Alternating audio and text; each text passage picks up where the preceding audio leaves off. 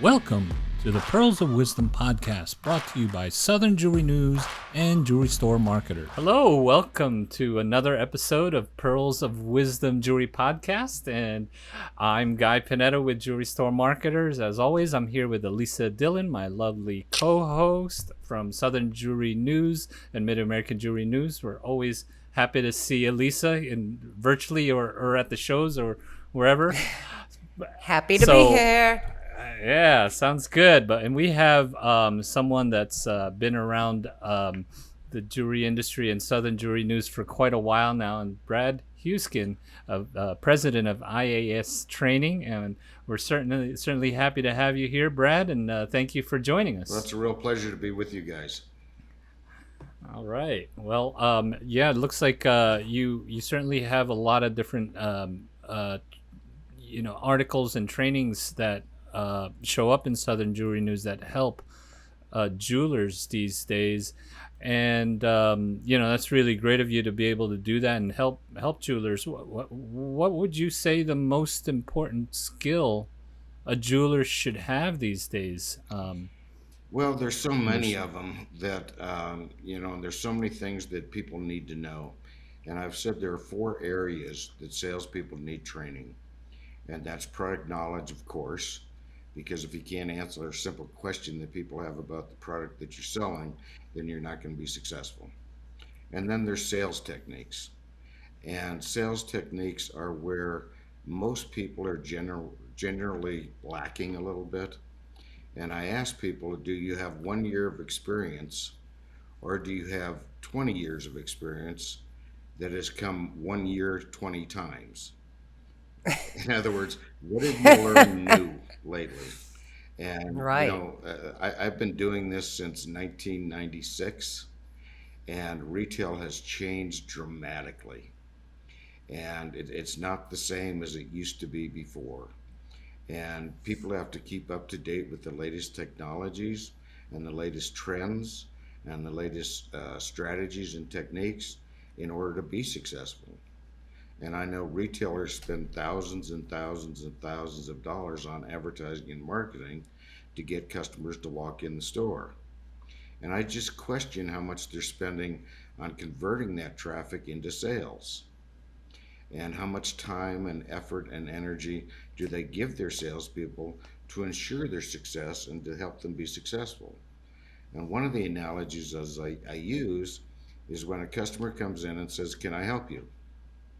Or the customer and the salesperson says, "Can I help you?"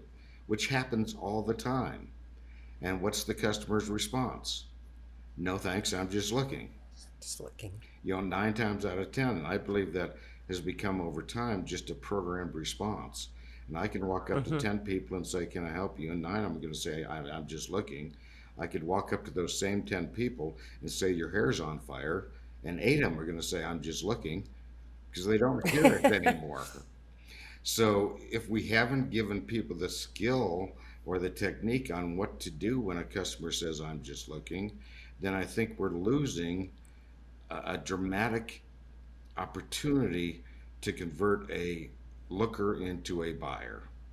And just giving people a verbal map, for example, would be the technique that I'd use. The customer says, "I'm just looking." I say, "Well, gosh, we always welcome lookers here at our store. Let me tell you where we can find things. Over here we have our colored stones, and over here we have our diamond fashion collection, over here we have our solitaires, and then we have our bridal department over here and our timepieces over here." And as you're giving them a verbal map, in all likelihood, they're going to come back with one of 2 answers. "Oh, I wanted to look at some earrings," or "I really just wanted to look." And if they say, "I wanted to look at earrings," then you're off into the sales presentation. If they say, "Well, I just really wanted to look," then let them look. There's nothing wrong with that. But you got to make sure that you go back and check with them after a few seconds. And I don't mean 5 or 10 minutes. And don't say something stupid like, "I'll be standing over here where the salespeople stand. If you find something you want to look at, just wave your hand and I'll come over and help you." No, you've got to re-engage that customer and just don't let them wander around the store helplessly, so to speak. Sounds good. Hey, so and that's a few. So you come, someone walks in, you say, "Can I help you with anything?" And they say they're just looking. Do you have a better line Yeah, that can I would never say, possibly "Can I open up the help you?" conversation. Yeah. Simply because they're there for a reason.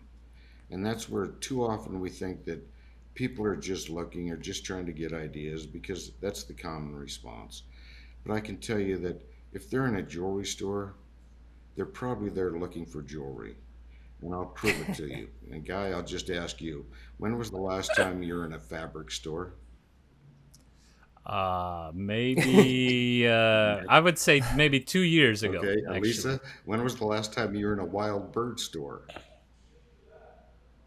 I don't think I've ever been in a wild bird store, There you Brad. go.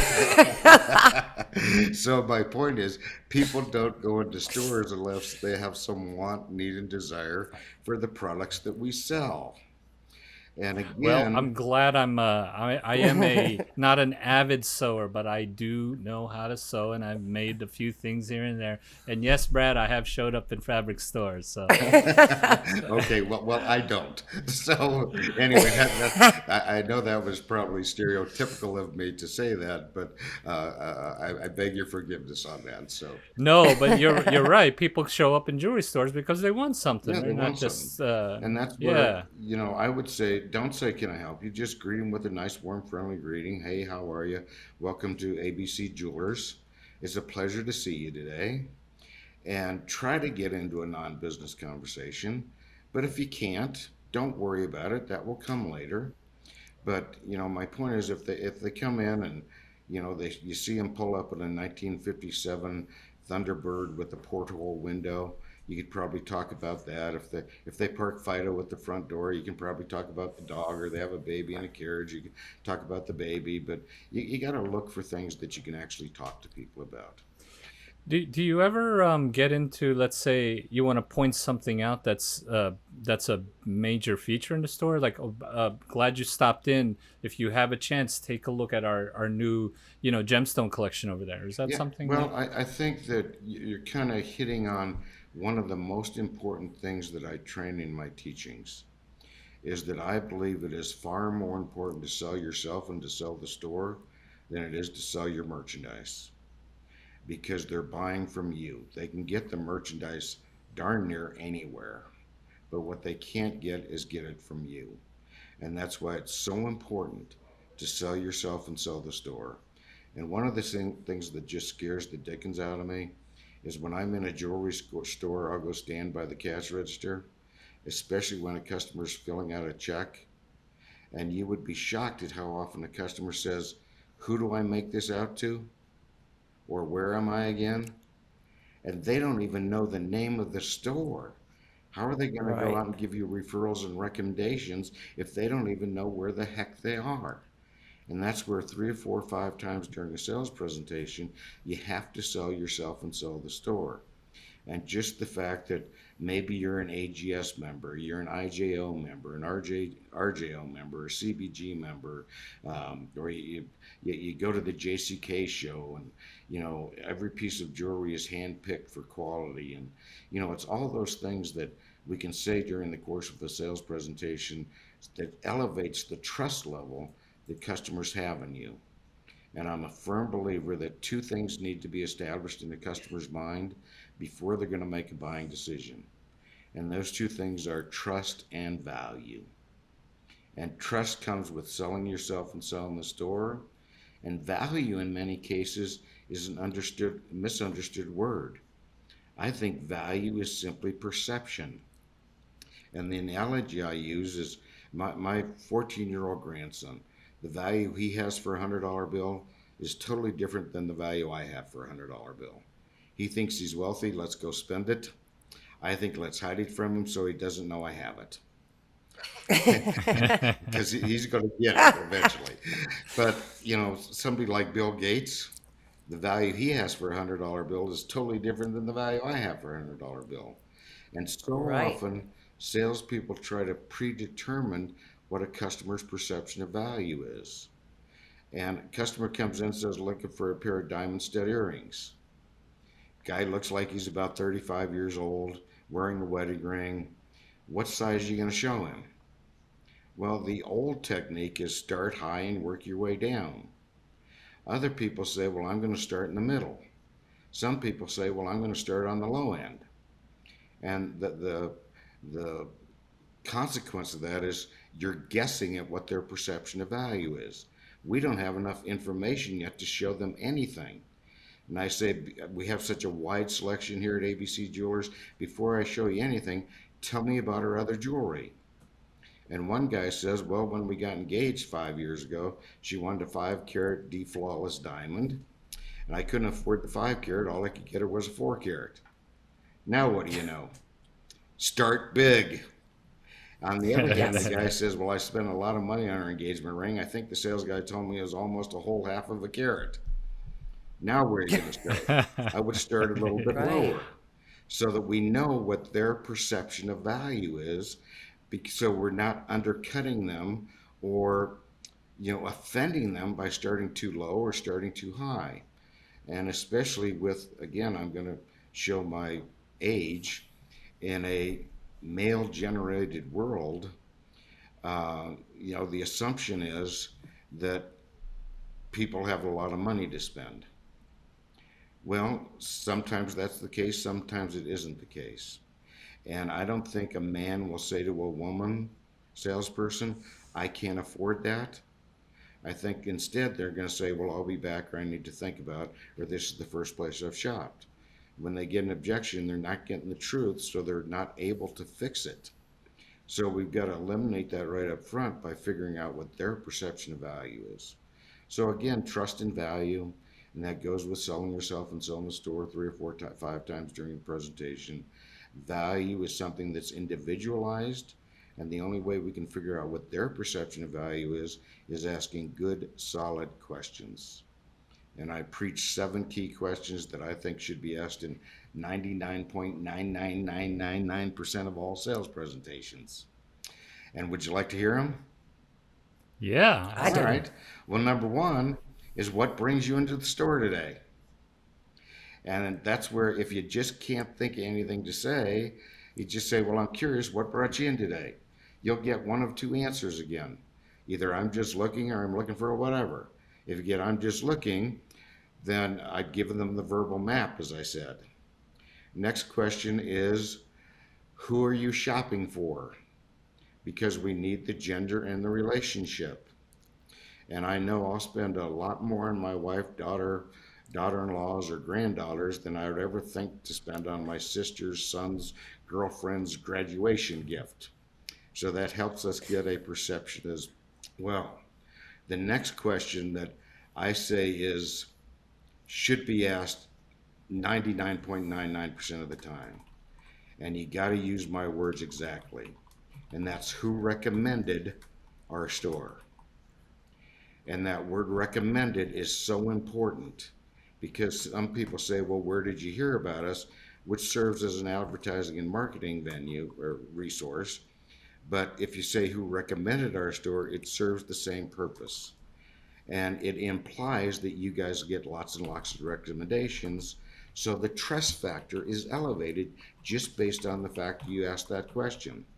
If they were recommended by somebody, then you would certainly want to thank the person doing the recommending to cause them to do it again. If they say, well, I've been walking by this store for the last 20 years and I've never stopped in, that leads to, oh, well, gosh, we've been here for 35 years and we built our business based on referrals and recommendations, and welcome. We're happy to have you here. So you got to get that who recommended out. And then nice. another key question is, what have you seen before that he or she would love to have? And that will tell you a category and tell you what you're up against from a competitive standpoint, which allows you to sell yourself and sell the store based on what's important to them. If they say, I was over at Macy's, or I was over at Jared, or I was at one of the chain stores, or I've been looking online, then that's all totally different sales presentations that you've got to adjust. And then the single most important question is, what is important to you, or what is important to her, and selecting a whatever it is. And Elisa, you may have heard this story before because I've been telling it for years and years, and I'm dating myself now, but 25 years ago, my wife wanted a diamond a stud necklace. And I went into the jewelry store and I ran into the Joey of the jewelry industry. Do you guys remember who Joey is on Friends? And this guy Yeah. walks up and Joey, says, yeah, the "Hey, Joey, how yeah. you doing?" How you doing? And I said, "Oh, I'm doing just great. How you doing?" He said, "I'm I fantastic. What can love I show him. you today?" I'm thinking, too much caffeine this morning, dude. Settle down just a little bit. Yeah. And he says, Slow your roll. well, what can I show you today? I said, well, I'm looking for a diamond necklace. And the guy said, well, come over here and let me show you what we have. And he pulls one out. He looks at the tag. And he says, well, this one's $1,500. Isn't that gorgeous? I said, it's not really what I had in mind. And he says, oh, okay. He puts that one back, grabs another one, looks at the tag, says, well, this one's $1,000. Is that more in your price range? I said, I think I'm going to look around a little bit. He said, wait, before you go, I've got this one that's only $750. Is that more in your price range? And then I said, now I know I'm going to look around a little bit. Because never once did he ask me the single most important question.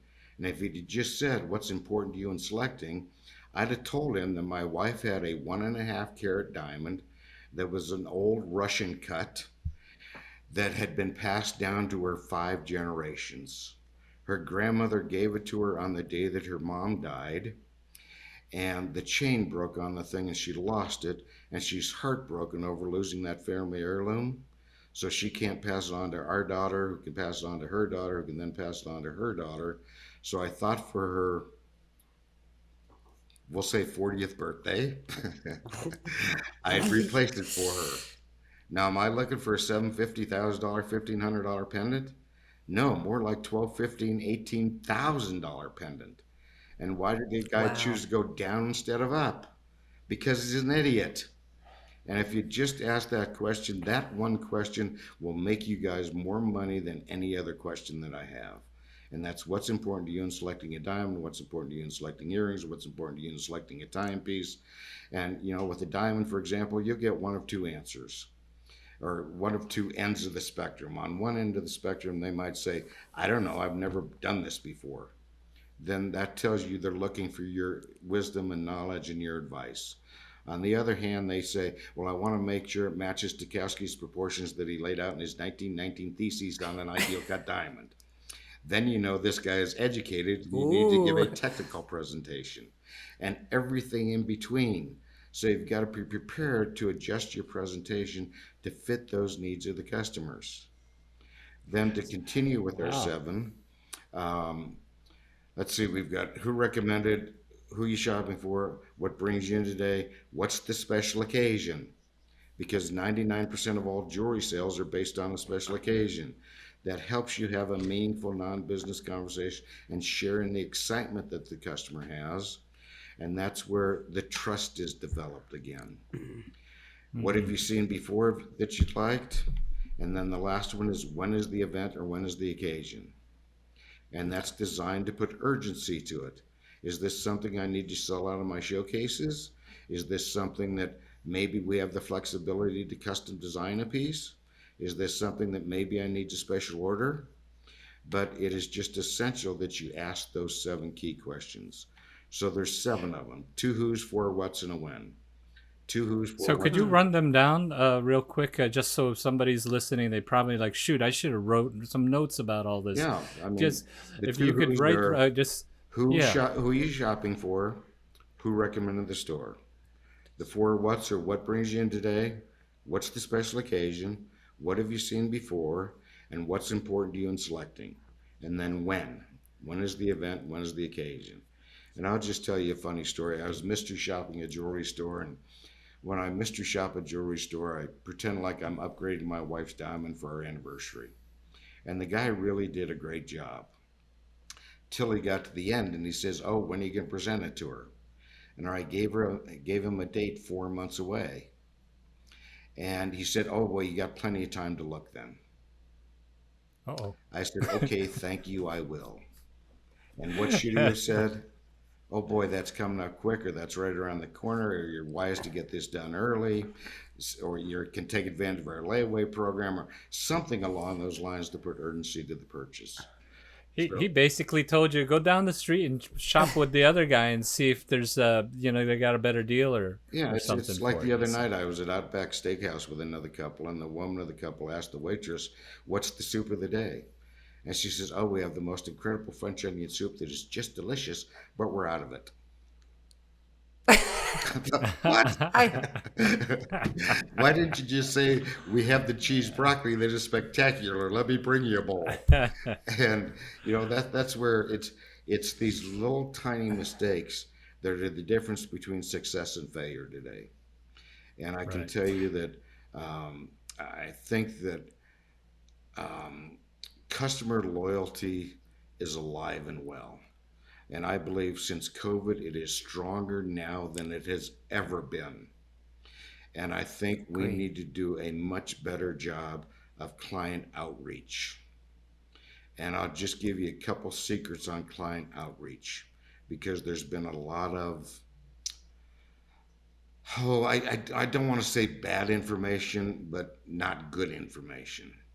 Is that you got to get on the telephone, you got to call your customers, you got to, it's here's A, B, C, D, E, F, here's HIJ, LMOP, here's QRSTUV. Now get on the phone, call these customers. And they call the customers and say, "Hey, Bob, this is Brad over at ABC Jewelers. Just wanted to see how you're doing." And what's the customer thinking? Get off my phone. Why are you wasting my time? And that's where I say there's two innate problems with client outreach. Problem number one is the salespeople don't want to make the calls because it's very uncomfortable. And problem number two is the customer doesn't want to get the calls. So, how do we get around that problem? It's really quite simple. We get the customer to ask us to call them. And once the customer has asked us to call them, then it's much easier. And Guy, you're a guy. And when do most men shop for their wife's birthday? Oh, the day before. Or Yeah. or the The day day Yeah. of, of, Yeah. or Yes. the day after. hours before, And or the day after. I said that in a Right. seminar the other day, and a woman says, "Well, funny you mentioned that. Yesterday was my anniversary." I said, "Really? What did you get?" She said, "Nothing." I said, "Well, did you talk to him about it?" She said, "Yeah, I gave him his card and gave him his gift." I said, "Well, what did he say?" He said, "Well, honey, we can't celebrate our anniversary on a Wednesday. This is anniversary week. I was going to take you out to a nice dinner on Friday night and give you your card and your gift then, but you kind of blew the surprise for me." I thought, "Oh, this guy is good. He can think on his He's feet Good. smooth. that fast, turn around and make it her fault, for God's sakes." But if we just said to the guy that's buying something for the wife's birthday, "I'm curious, when's her anniversary?" And the guy says, "Well, not until late October." I said, "Well, why don't I make a note to call you mid-October to set up a time where you can come in and take a look at some of the coordinating pieces we're going to have?" And what's the guy going to say? "Oh, I think that would be great." Thank you. And then he's going to be much more willing to accept the call, and the salesperson is going to be much more willing to make the call. Right. And let, Right. let No, me that's just some give you really good one stuff. Yeah. little story here, one success story. I worked with a store in Detroit, and they had a non-negotiable standard that they must make 5 appointments per week. And it took us 2 years to get to the point where we could make that non-negotiable. But of the 5 appointments, they were closing on average 3 of them at an average of $1,500 each. So each salesperson was adding $4,500 in sales based on their outreach skills. There was 8 salespeople. What's 8 times 4,500? About $35,000 they were adding a week. Times 52 Nice. Wow. weeks, that comes out to about $1.5 million in added sales based on a successful client outreach program. And Wow. that just demonstrates the value of having a training program to help our people do it right. And I'm going to Right. go to the grave believing that people are good and nobody wants to fail. Everybody wants to do a great job. But unfortunately, we don't have enough jewelers giving their people the tools that they need in order to be successful. And with How the often should jewelers or owners be offering training or getting themselves as well as their employees Well, trained? that's funny you mentioned that because I have three areas of communication that I think people need to open up. And number one is a morning huddle. And every morning, 10 minutes before the store opens, you just huddle up the group and you talk about maybe a topic of the day or a favorite piece of the day, and you talk about goals and how you're doing towards your goals, and you're recognizing top producers, and you're asking people, what do you got on the agenda today, what do you got on the agenda today, and so on and so forth. And I was actually in a store where part of their huddle was they had somebody do a 3-minute product knowledge presentation, and it was really, really a good presentation. And he was reading off a piece of paper that he'd prepared notes on this particular product knowledge item. And I just said to the manager, what's going to happen to those notes after this meeting? He says, I don't know. He'll probably shred them. I said, well, shouldn't you put those in a notebook? Shouldn't that become part of your product knowledge glossary so that people can refer back to it? And that's a perfect time to do training. Then secondly, you need to have a weekly one-on-one meeting. And that's where you sit down with each individual for 15 minutes a week. And I think they deserve that amount of time. And we talk about their strengths and we talk about their weaknesses, where they need to improve, where they're doing a great job, where they can do a little bit better job, maybe review add-ons, maybe review key questions, maybe review handling objections or giving a demonstration that creates value. And then every week we have a formal training session that lasts about a half an hour. And again, on those four subjects that I mentioned earlier, sales techniques, product knowledge, operations, and customer service. I don't think I finished mentioning those four, but those are the four areas people need training: sales techniques, product Right. knowledge, operations, and customer service. There's always something to train people on. So the formal training, this is you helping them do the training and to their people. Well, Is that how it works? that would be a great idea. And I would love for more people to use the resources that we have available. But I mean, there's a ton of information on the web, as you know. And if you just need some training subject, just Google it. You can get plenty of good information. But yeah, we have DVDs and we have flash drives and we have weekly training videos that we send out to people that are 10 minutes long every week. And so we have all these resources available and people just need to take advantage of them. And I hear retailers saying, well, what if I spend all this money on training and then my people quit? And I just have to respond, well, what if you don't? And then they stay. That would probably be Yep. even worse, wouldn't it? And that, How can I help you today, sir? exactly. And that's where I just think that um, people need to take 0.5% or maybe 0.25% or maybe 1% of their total revenue and make sure they invest that in their people, Invest. because their people are their most valuable resource that they have. And it's not your location, it's not your product mix, it's not your advertising, it's the people that are face to face with their customers that are going to make all the difference in the world. And I know that's why Southern Jewelry News has been so successful, because I'm looking at her face right now. And you have a Thank you, tremendous Brad. great following. Well, and I I'm just saying all great companies have that face, and it's that person that, that they come into the store looking for the person, not for the product. And if you can get your customers to that point where a customer comes in and says, "Hey, is Bob here?" That is certainly going to Yeah. be a much easier sale than somebody coming in fresh off the street that has never dealt with you guys before.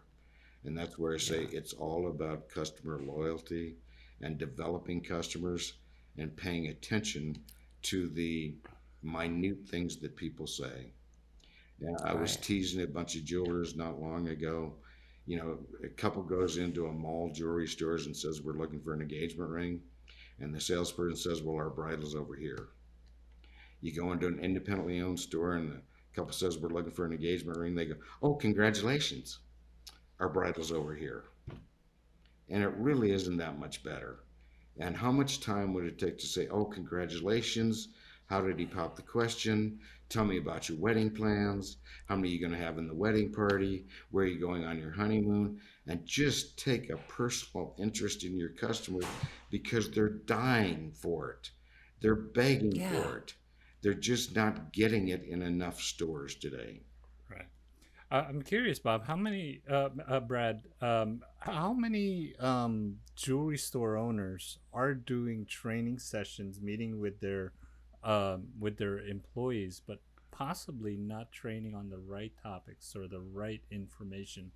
Um, maybe they're, maybe they're not well trained themselves, but they're trying. I mean, you hear that a lot with jewelry stores. Yeah, and I think that, there's people that are training on their experience. And, I've heard jewelers say to me all the time, "I've been telling these people this for the past 20 years. They just aren't getting it." And maybe it's because it's coming from you over and over and over again. And maybe if they hear it from an outside resource that proves that it works, then they're going to make the change that they need. And part of my management program is you need to implement change within your organization. And in order for change to happen, 5 criteria need to fall into place. Number 1, we have to make it a policy. Number 2, we have to train them on how to adhere to the policy. Number 3, we need to give them the justification behind what we're asking them to do. No longer can we say, "Because I said so," because that's old management that doesn't work anymore. Number 4, we need to give them the rewards for doing it. And number 5, we have to give them the consequence for not doing it. And I'll just add one little tidbit here. I think the biggest area for growth in a jewelry store today is in 2 areas: teaching our people how to effectively add on, and teaching people how to handle objections correctly.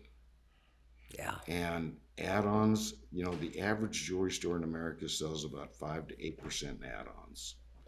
I've got stores that I work with that are averaging 30 to 35% in add-ons.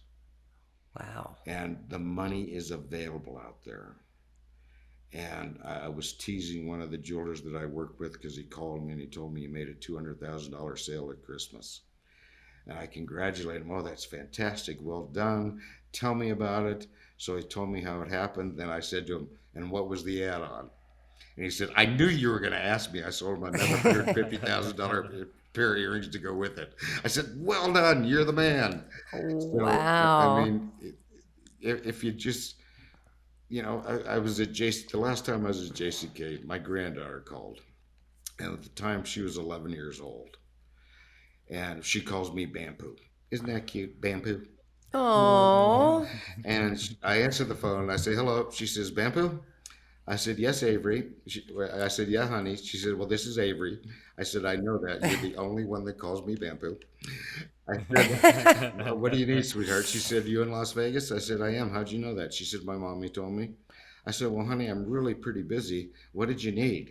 She said, "Well, I just have a quick question for you." I said, "Well, what's that?" She says, "Well, my grandma has diamonds and my mommy has diamonds, and I just wondered why I don't have any diamonds." And Yes. I said, Avery, my spirit I animal. said, "Because you're 11. But what did I buy her?"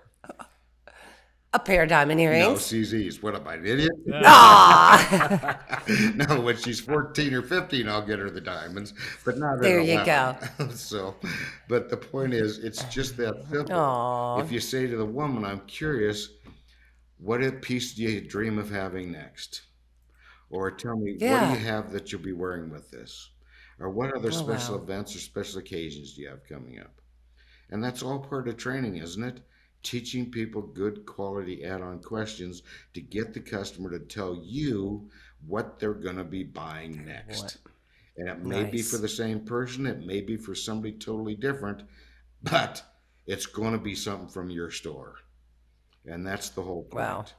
And the justification is an additional item over and above the cost of goods is all pure profit because Yep. it's something they didn't come in for initially. First So you place. can amortize all the expenses out of the main item, but all that extra revenue, other than the cost of goods, goes right to the bottom line. And That's that's why it's amazing. so important that jewelers learn to add on and how to add on Yeah. effectively. Nice. And Beautiful. can I just do a little commercial here? Yeah, absolutely. We're gonna ask you. Yeah. So on Well, we didn't. August Yeah, 9th, we have go for it. our sales management master's course, and Oh, it's a 12-week Zoom course. And as you know, Elisa, I used to do these 3-day train the trainer courses where I travel around the oh yeah. country doing these 3-day seminars, which were really, really successful. They were, And then yes. COVID happened, so I couldn't do those anymore. So we Mm, started doing them via Zoom meetings, and I couldn't get people to stay on a Zoom meeting for 3 days. So we do it for 1 hour every week for 12 weeks.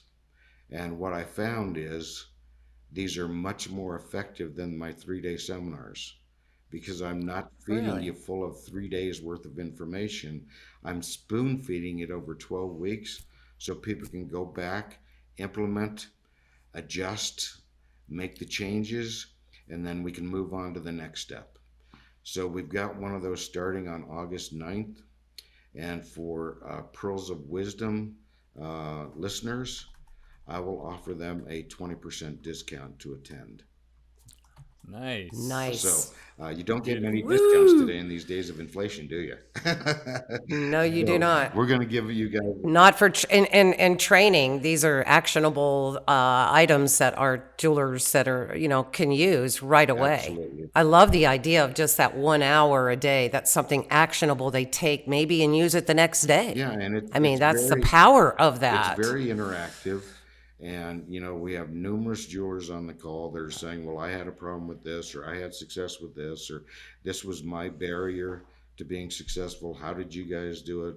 And everybody's interacting, and it kind of becomes a board of directors, a group of 20 people that are all talking about the problems they had and the success they had, and the barriers that they reached, and um, you know, those kinds of things. So I'm really excited about it. We've done probably 10 or 12 or 15 of these things since the pandemic broke out with great Wow. success.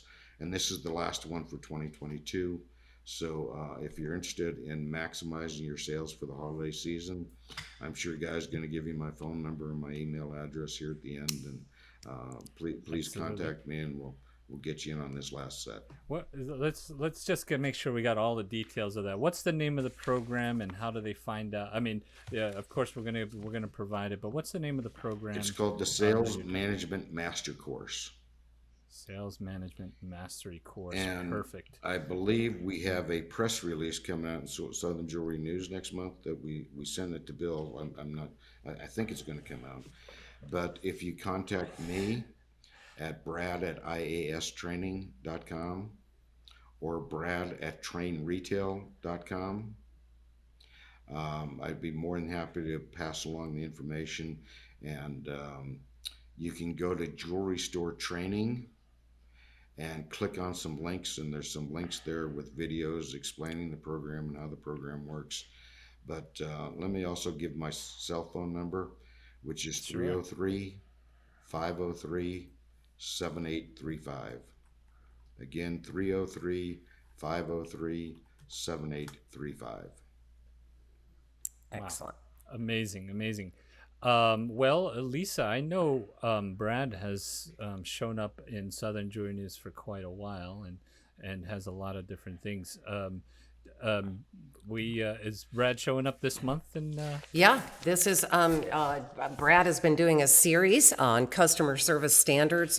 Part 3 is in the July issue in both Southern and Mid America Jewelry News. So my guess is Brad's part been, four would be in August. you're right. And Of course, you'll see Brad on our newsletters that come out each Tuesday and Thursday, and obviously our print editions that go out every month. I think Brad has constantly been just an ongoing source for training. Everything that I know, jewelers that work with Brad have all been successful afterwards, like instantaneous, by taking his actionable steps and using them in the store, and being able to see that right away.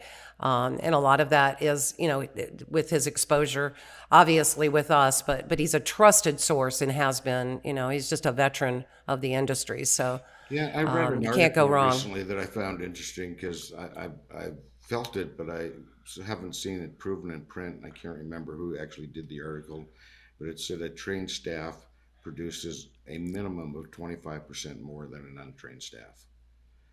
Wow, So I can almost guarantee you 25% of sales increase that's if you amazing. haven't been training your staff. And even if you get a 1% or 2% or 5% sales increase, the course pays for itself really, really, really quickly. So Yeah. Get the course. take the course. Be successful. Exactly. Don't become a statistic. Because when I Right. started way back when, 1986, in the jewelry industry, I think JBT had 43,000 independently owned jewelry stores listed on the JBT. And today, unfortunately, I think there's less than 20,000 independently owned. Yeah, So that's we've about right. lost over 50% of the independents. And my job is to keep the independents in business because I believe in the independent businesses. And I believe that it's the constant influx of good business principles are they going to cause that to happen. And the basis of my management, I'll just tell you my 5 silver bullets to what I call productivity improvement is: number one, you got to have training and coaching. There's no second place for training and coaching. Number two, you got to have an accountability structure so that you can measure that progress.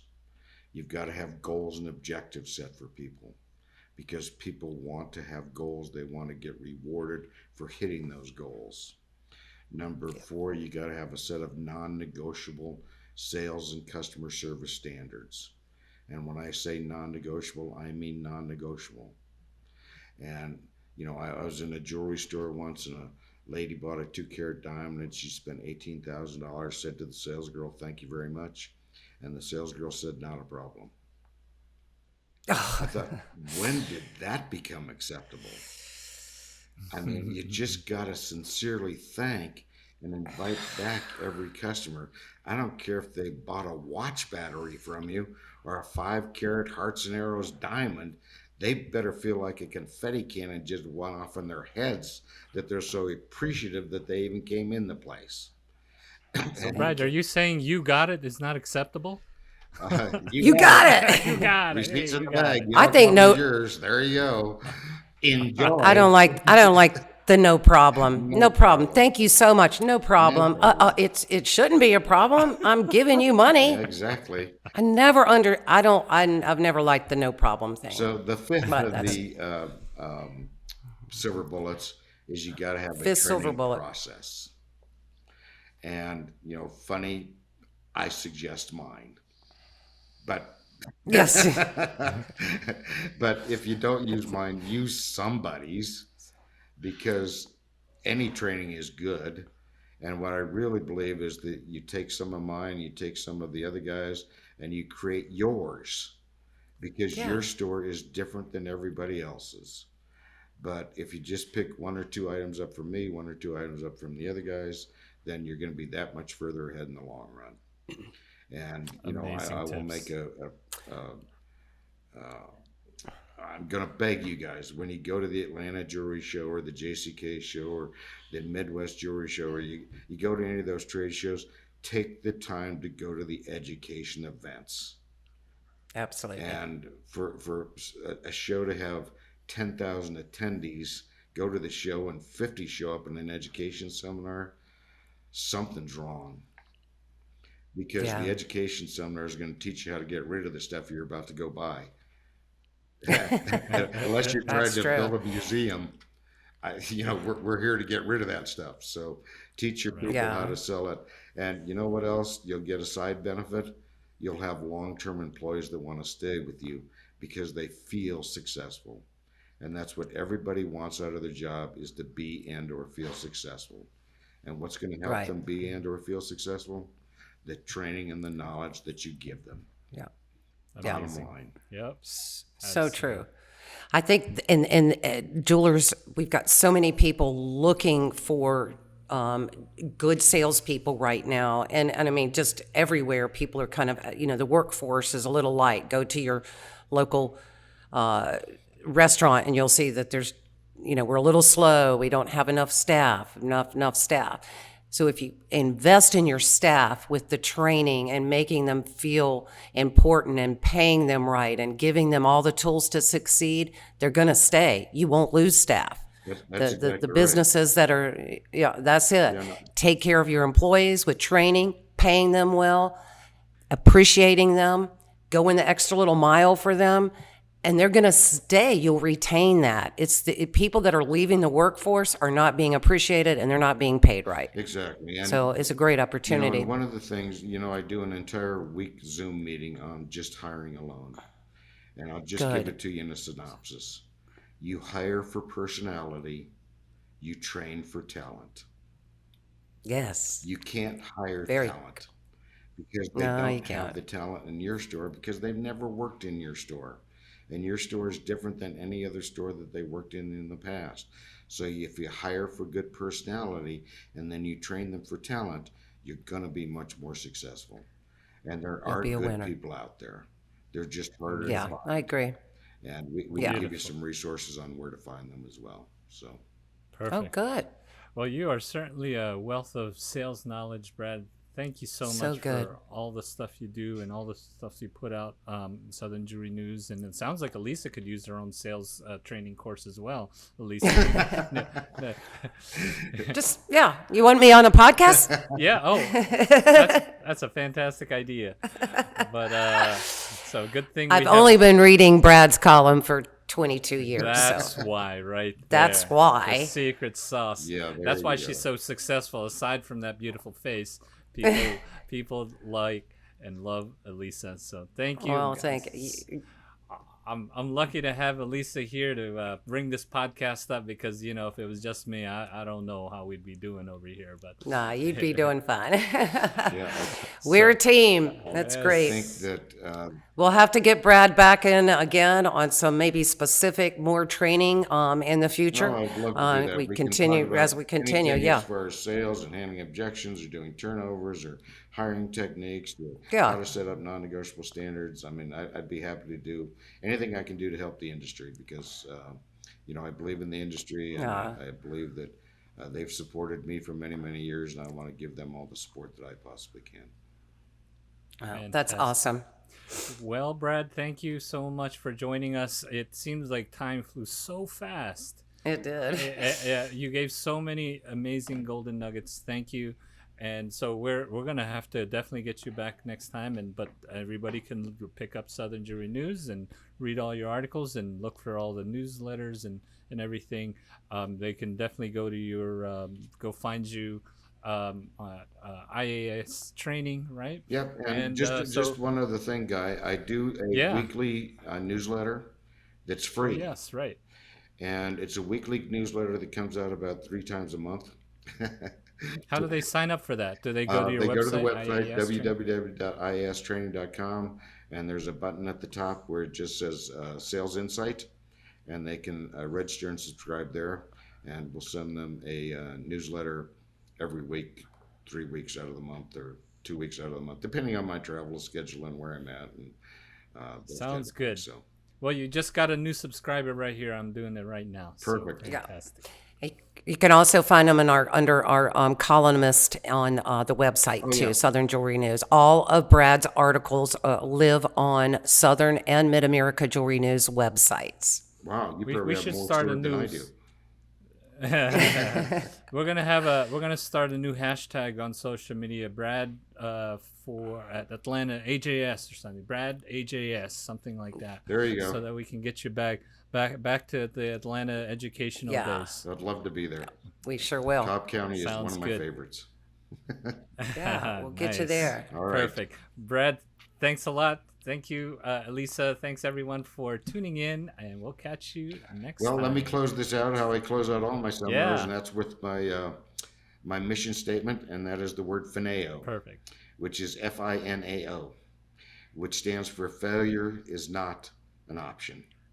So remember, failure Beautiful. isn't an option, and training is going to help you succeed.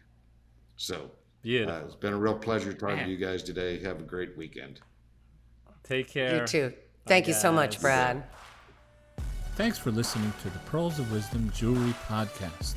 For more information about the show, please visit southernjewelrynews.com/podcast, brought to you by Southern Jewelry News and Jewelry Store Marketers.